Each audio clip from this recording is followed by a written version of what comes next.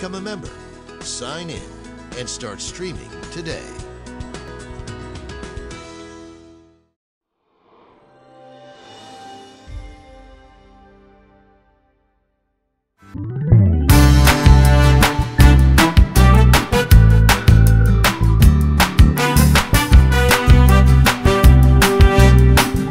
Hi, everybody. Welcome to the October 9th, 2020 edition of Colorado Inside Out. I'm your host, Dominic Dezzutti. Thank you so much for joining us.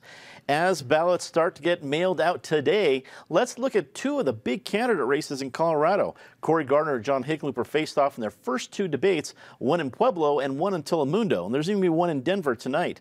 Meanwhile, rival Republican and former Colorado Speaker of the House, Russ George, endorsed Democrat Dianne Mitz Bush in Congressional District 3 in that tight race she has with Republican Lowen Boebert. Patty Calhoun from Westward. Goodness gracious, things are beginning to pop. It was a slow season, but October is giving us some action. Headlines for Hickenlooper, Gardner, anything else regarding the ballot right now, your thoughts? Well, we're seeing the polling come in. There was a big poll last night between, I think, Colorado Politics and 9 News, right? And Hickenlooper looks very comfortable. He's at 9 at least. He hasn't lost it despite the barrage of really negative ads coming against him.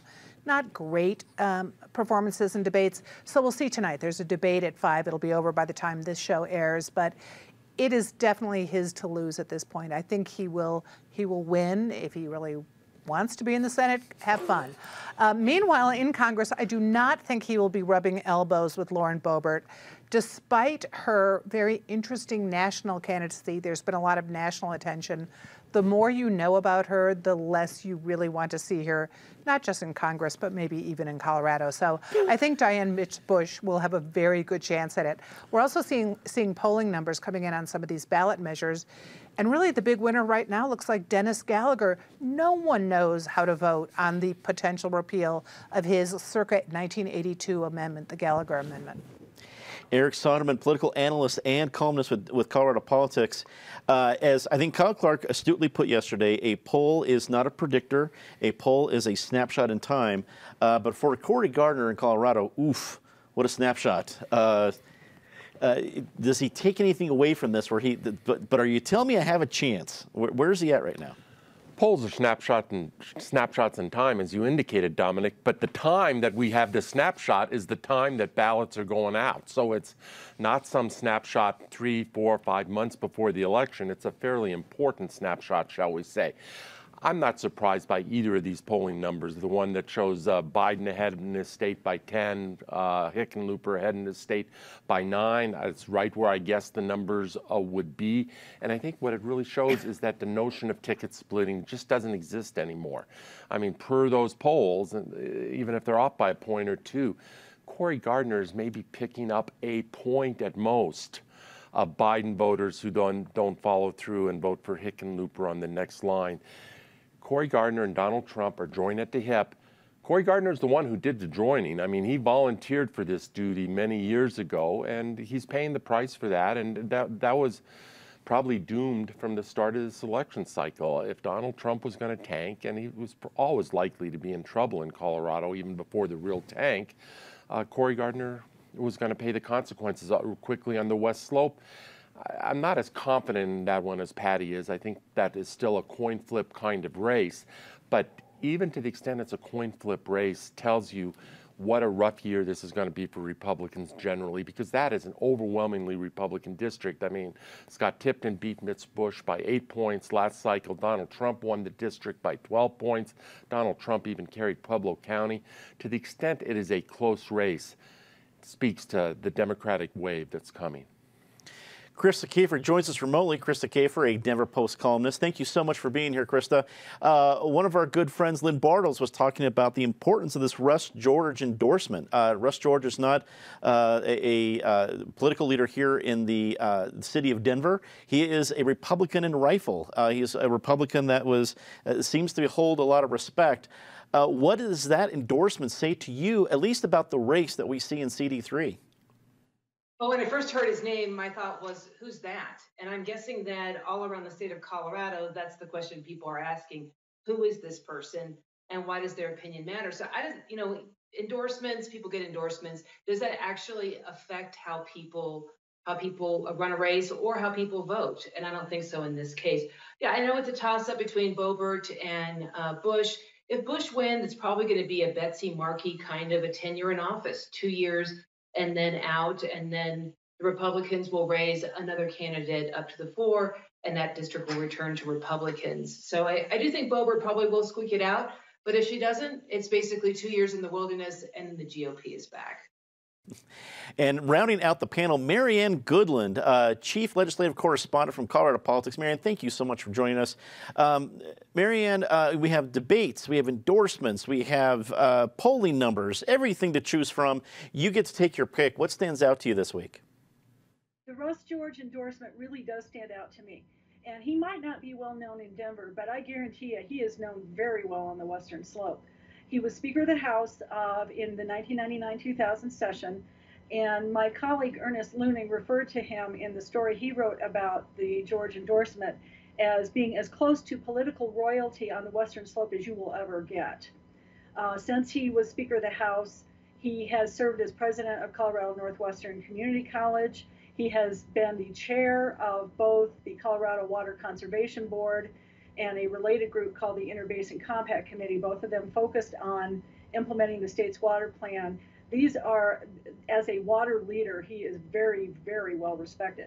So his endorsement, I think, will carry some weight for Diane Mitch Bush. But I think the other thing that you're seeing with this endorsement is a decision by some within the traditional Republican elites on the Western Slope willing to take their lumps for the next 2 years by endorsing Diane Mitch Bush and voting for her as well, and then waiting to see who shows up in 2022 to run for that seat again from the GOP. Well, as we wrap up that election topic, I want to remind folks the two things you need to get informed for the ballot is probably this blue book, which itself reminds me of the old phone book days. It's pretty hefty, but if that kind of reading is not your style, go to pbs12.org. We finished our Colorado Decides series of debate issues all over the ballot. If you're thinking you want a little bit more on any of the big issues, we have you covered at pbs12.org. Let's get to our next topic. State Representative Patrick Neville announced on Friday that he will not be seeking a leadership position after the November election, essentially stepping down as State House Minority Leader. Neville hopes that this announcement will allow Republicans to focus on winning seats in November. Eric, this kind of feels like somebody quitting before they're fired. What do you think? It sort of sounds like somebody quitting before they're fired, to quote somebody I just heard, Dominic. That's exactly what it is. Patrick Neville has been on the ropes within his own Republican caucus. I mean, Marianne can talk more to this and will in a sec, even dating back to the last session, but particularly the primary elections in June saw a number of those Republican primaries won by the more moderate candidate as opposed to the more arch-conservative, Rocky Mountain gun owner, Tim Neville, Neville brother candidate. And so the votes just simply weren't there for him to retain this position. I think he opted to get out now instead of going through the embarrassment of being bounced out by his caucus when they meet and vote in November. Krista, this is a part of the intra-party kind of details that we don't often get a glimpse into. Usually it's Democrat versus Republican, and we just watch the dust fly. This is Republican versus Republican here, and as Eric noted, a lot of the different candidates in the primaries that were backed by Neville did not do well, did not win those races. Is this a smart move to announce in October? You know, Patrick's always been nice to me. He seems like a nice enough person, but it takes a certain amount of skill to be in the minority and to get things done. And so perhaps there's been a reassessment there. What makes me happy, though, is this might mark the end of influence by the Rocky Mountain gun owners. They are a pernicious force that has been in Colorado for some time, backing crazy candidates, going after really great candidates and great people in office. And if their pernicious influence comes to an end, I think that's absolutely fantastic. Let's let 2020 be the last year that they have anything to do with Colorado politics. Well, speaking of Colorado politics, Marianne, we go to you. You've been covering the story, one of the people that helped break it on Friday morning. What do we need to know about what's going on?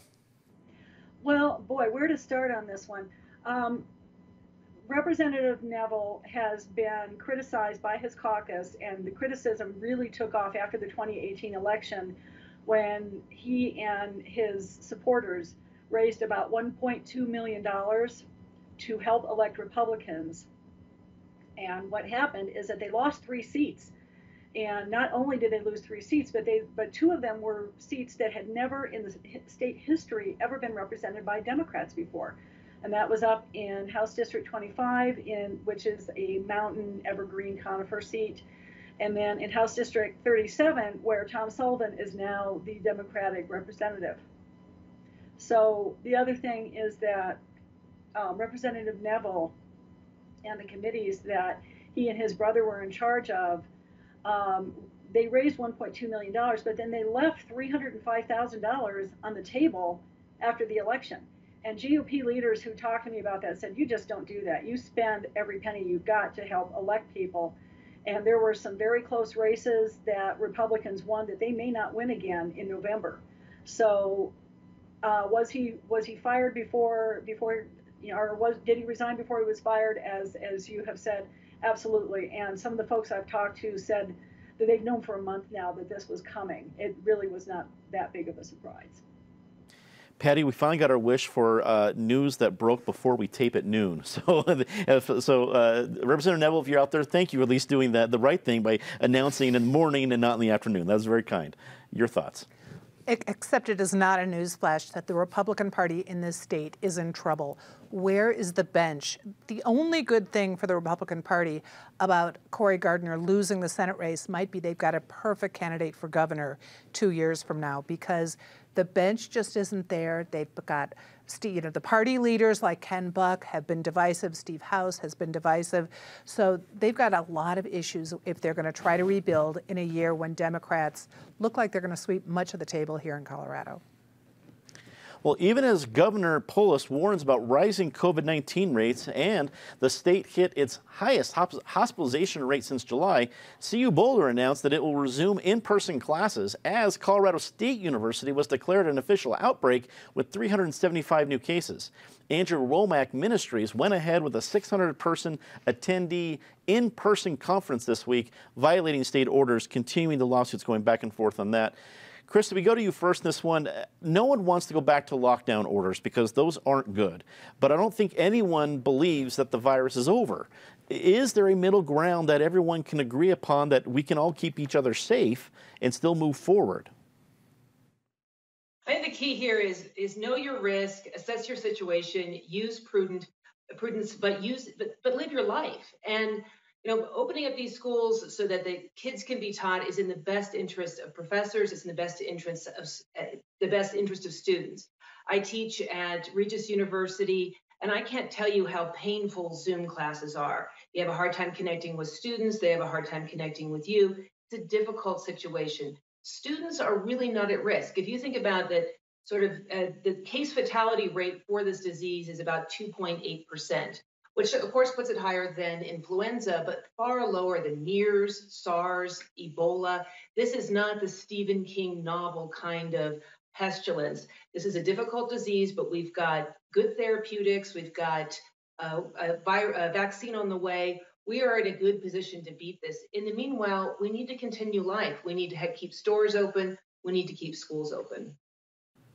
I can certainly understand your point with, certainly students at a college. My only fear would be I don't want my cousin who's at CU visiting my great uncle and my great aunt who are in their 80s. But I get your point. I understand where you're at that.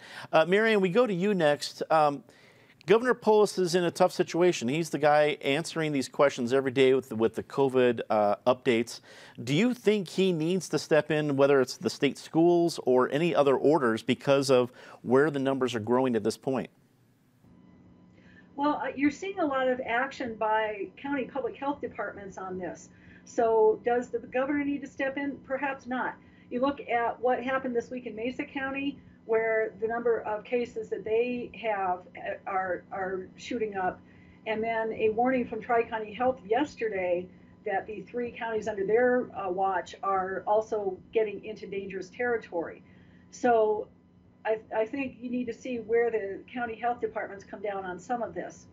The other thing regarding the Womack Ministries, They voluntarily dropped the lawsuit they filed against the state. But last night, Attorney General Phil Weiser sought a temporary restraining order to shut down the event that's going on today in Woodland Park. And they have the ministry has insisted that the cases of COVID that are showing up, they've got 63 from an event in July and 1 death, that the people who caught COVID caught it someplace else, and they refuse to do any contact tracing. So they have events scheduled going on for months, and I think it'll be interesting to see what kind of fight develops between the state and Womack Ministries over their continual refusal to limit the capacity of their events. Patty, we're not even to fall break, or if there were a fall break, we're not even there yet, and we're seeing that CU has gone back and forth when it comes to online and in-person classes, and CSU not being able to avoid the same problem. Are we ready for a fall semester in person? Should Colorado be doing this? We could be ready for a fall semester in person if people went directly to their classes, behaved themselves, and then went to their dorms or their apartments. But that's not what we're seeing, and that's where the spread has come. And Krista's right. I mean, people of that age are not at the most danger, but they can infect other people very easily, which is why we should get back to the issue of masks. If you've been to any local stores lately, the masks are coming off at a lot of supermarkets, at a lot of stores, even though you're supposed to be wearing them. People aren't, and a lot of the stores aren't enforcing it. If you look at the Colorado Department of Public Health, they put out the outbreaks list every week. That's the one CSU just shot up on. CU is way over CSU on that one. We've seen King Soopers is making a repeat appearance on it this week, and Womack Ministries back again. I think Weiser just wants to be sure they don't make a third comeback on that list. Eric, as we look at this, do you think we're going to see more lawsuits again from people who say, I can bring in as many people I want to an event because of my First Amendment right, versus the whole idea of state health regulations? Well, I'm afraid, yes, we'll see more lawsuits because that's the nature of a litigious society. The crazy thing, Dominic, is we have politicized an issue that shouldn't be politicized, but that is the nature of the times we live in, where everything is political combat. Krista, my friend Krista, made a great point about live your life. And yes, all of us should be out there living our life. Life is short enough as it is. But there's a second half of that sentence, which is live your life, but be considerate of others and follow the rules in the process. And that is equally important. My wife and I earlier this week went into a Verizon store in the small mountain town of Granby. And I don't think it's an official Verizon store, but it's an authorized Verizon dealer, just on some routine business that would have taken 10 minutes. We walk in, 3 technicians behind the counter, not a one of the 3 wearing a mask. We took a look, obviously turned around and walked out. But that is why this virus is so explosive, is because we do not have the willpower to really stay with it. To schools, we've talked about CU, we've talked about CSU. I want to focus locally on Denver Public Schools, on DPS. They have had this thing so backwards since the beginning. It would have made far more sense for the kids to be in school, in physical school, in August, in September, and October, warm months when rates of transmission were reasonably low. No, DPS, that's when they had the kids out of school. Now there's still this notion that they're going to go back to school here in a few weeks. The notion that we're going to have school in the cold months of high transmission when we didn't do it when we should have done it is simply crazy. Denver airport officials floated the idea at a city council committee meeting this week that the security checkpoints may not move after all. The security checkpoints are indeed a major element of the terminal remodel, but funds are running out. Meanwhile, news was released that the airport is also paying its former CFO as a consultant at the tune of $20,000 a month. We go to you, Marianne, for our quick take on this one. It's not as if DIA needed any negative headlines, but these weren't exactly, I think, what officials were looking to do. Are we not even going to, what are we going to get for our money for this new airport? Well, you might get a security checkpoint for 2 of the airlines, United and Frontier, upstairs, which has been floated. And the rest of it's kind of going to just operate as it has been for the last couple of decades. The contract fascinates me with Ms. Shanahan. There is a board called the Municipal Securities Rulemaking Board. It's part of the SEC. and they keep an eye on the ethics and issues like conflicts of interest.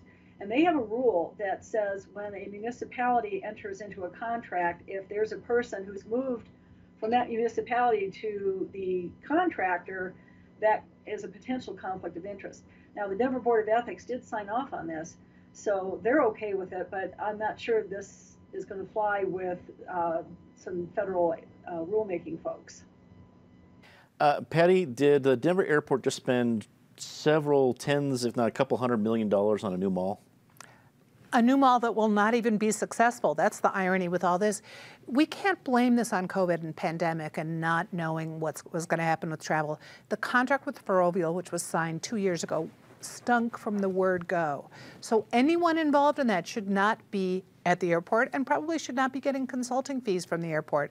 The whole justification for that project was for security and move it from the Great Hall, even though maybe the secret justification was get a lot of money from stores. No one's flying, no one's going to be buying. We are left with a big mess. Eric, is the only alternative right now you either deal with, we're going to only basically give you a mall with a couple different security points that may or may not even be there, or to actually go back and get some more money for this thing? Well, maybe that's an alternative. I mean, that's always an alternative for government. It's not tax money here, it's airline money. But, I mean, Patty has this exactly right. Why are we here? Why are we at this point? The whole purpose of this was supposed to be a renovation, was supposed to be efficiency. We knew from the get-go, cynical minds sometimes are right in their cynicism, that this was principally about a shopping mall. Why do some of these people still have jobs, or in this case, a fat $20,000 a month consulting contract? And where is Michael Hancock in terms of taking control of this and speaking up and getting it right? Krista, we go to you to wrap it up for us. You know, I'd like to make $20,000 a month. So maybe I'll go back to an ex-employer and say, hey, I'd like to be part of this boondoggle at $20,000 a month. You know what this reminds me of? It kind of reminds me of the cluster that was the VA hospital. And I think it should give people a little bit of skepticism. You really want to give your health care to these people? I know a lot of people work hard in government, but these kinds of boondoggles really, I think, drives home the point that the more we can get into the private sector, the better off we are. It's time for a very favorite part of the show, Disgrace of the Week. As always, Ms. Calhoun, please start us off. I mentioned him earlier. Steve House, the Republican candidate running against Jason Crow, just had an op-ed in the Denver Post about what a bed of roses the ICE facility district is in Aurora, despite the amount of COVID cases they have there. But even worse, in the first line of that op-ed, he referenced a victim of violence without contacting her, without getting her share of the facts. She has a letter in the Post today, and it's worth looking at. Eric. We had an attempted, thankfully only attempted, armed insurrection in the state of Michigan this week. And the president, instead of trying to tamp this thing down, continues to ratchet it up by giving these people both tacit and implicit encouragement instead of speaking of the outrage that it is. No words. Krista, we go to you next. So another gender reveal party gone wrong. In Jefferson County, they're finding litter from these stupid gender reveal parties. And, you know, one of them went bad in California and started a catastrophic fire. All I can say, you're expecting a baby, that's great. How about you just do an email or a Facebook post? I never thought I would actually back up, just give me a cigar. That's all I want. Don't light it. Just give me a cigar and say congratulations. Marianne, your Disgrace of the Week. The fly that spent 2 minutes and 3 seconds on Vice President Mike Pence's head during the vice president debate the other night, this got a whole lot more attention in social media instead of the question that was being discussed, which was how the Breonna Taylor issue is being handled. Yeah, if you need anything that tells you about 2020 politics in America, that's all you need. Time to say something nice about somebody rather quickly. Patty. If you go to downtown Denver, Larimer Square, Civic Center Park, there's so many great events going on. It is not all decay. And I would say go to Civic Center McNichols building on Sunday, where there's going to be a great art shrine to people we've lost, great event. Also at History Colorado, another shrine. Eric.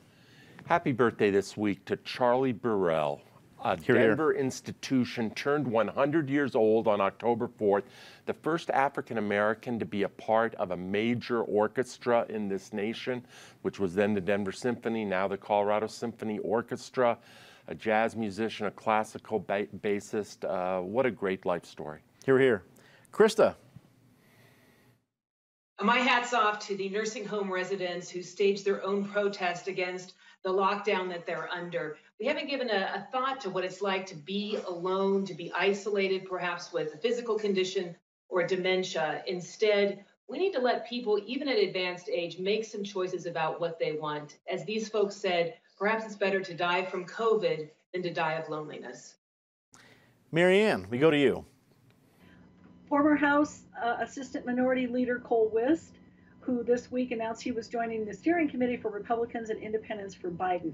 And in my conversation with him for Colorado Politics, the two things that he wanted is to see a restoration of integrity and to the White House and no more chaos. And the other issue is that he would love to see less divisiveness in our political discourse, which I think we can all agree on. Well, I'm going to say something nice about someone we see around here. Two people. Michael Fields, congratulations on your new daughter, birth of your new daughter this week, and the fact that when you posted on Twitter, Scott Wasserman, a guy that you battle with quite often on policy, liked it. Scott Wasserman and Michael Fields are a great example of two people who can disagree vehemently over politics, but actually agree over the good things about life, and that was a really cool example. That is indeed all the time we have this episode of Colorado Inside Out. Thank you so much for watching. Remember, go to pbs12.org to catch any of our past debates, and Both Sides of the Story starts next Friday. For everybody here at PBS 12, I'm Dominic Dezzutti. Thanks for watching. Good night.